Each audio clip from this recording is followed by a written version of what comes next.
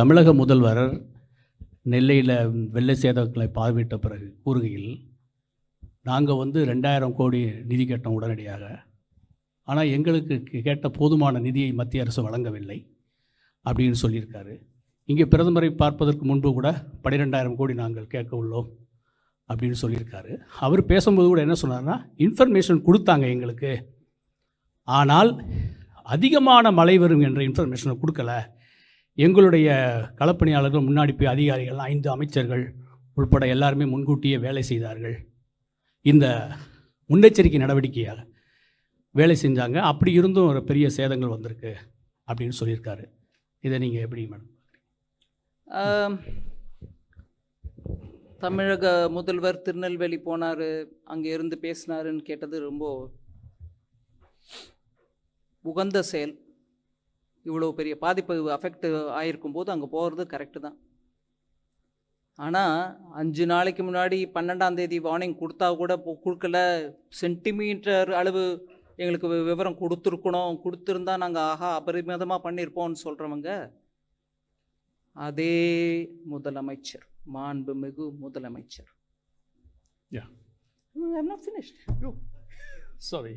அதே மாண்புமிகு முதலமைச்சர் இங்கேருந்து நாங்கள் அனுப்பிட்டு இருக்கோம் என்டிஆர்எஃப். முதலமைச்சர் ஐயா இங்கே இருந்தாருங்க.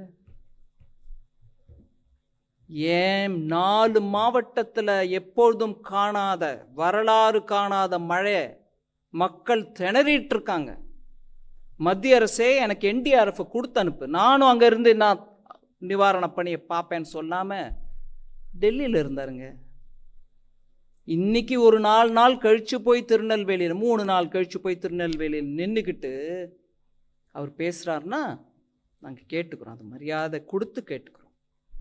ஆனால் இன்னைக்கு நாள் முழுக்க தில்லியில் இருந்துட்டு பிரதமர் ஐயாவை ஏன் மீட்டிங்கெல்லாம் முடிஞ்ச பிறகு நான் உங்களை பார்ப்பேங்க, போகிற போக்கில் பார்த்துட்டு போவேங்கன்னு அந்த தோரணையில் டைம் கேட்டு, அவரும் ஐயோ தமிழ்நாட்டிலேருந்து முதலமைச்சர் வந்திருக்காருன்னு ராத்திரி ஆனாலும் டைம் கொடுத்து அப்பாயின்மெண்ட் கொடுத்து பார்த்து பேசியிருக்காங்க. இதுலேருந்து அவருடைய ப்ரையாரிட்டி என்னன்னு நான் புரிஞ்சுக்கணுமா இருக்கு. நாங்கள் பணம் கேட்டிருக்கோம், பெரிய அமௌண்ட் கேட்டிருக்கோம் அப்படின்னு சொல்கிறது ரொம்ப நல்லது.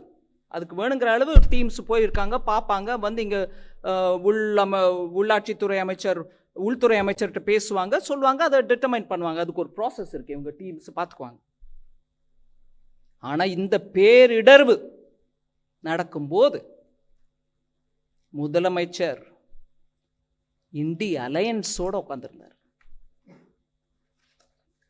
அங்கே போய் நான் என் மக்களோட இருக்கேன், அலையன்ஸே நீ இரு, அதை நான் பார்த்துட்டு நான் வரேன், என் மக்கள் என் மண் அப்படின்னு சொல்லிட்டு அங்கே இருக்கணுங்க.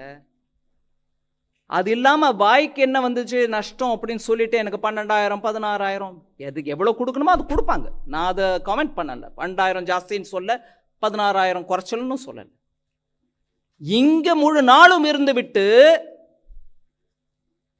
அந்த மாவட்ட மக்களை பற்றி எங்ககிட்ட பேசுறீங்களா? நாங்கள் அதுக்கு முதல் நாளே அனுப்பி கொடுத்துட்டோங்க என்டிஆர்எஃப். பாதகம் செய்பவரை கண்டால் நாம் பயங்கொள்ளலாகாது பாப்பா, மோதி மிதித்து விடு பாப்பா, அவர் முகத்தில் உமிழ்ந்து விடு பாப்பா. அண்மை செய்திகளை உடனுக்குடன் தெரிந்து கொள்ள இணைந்திருங்கள் இயம்நாடு தொலைக்காட்சியுடன்.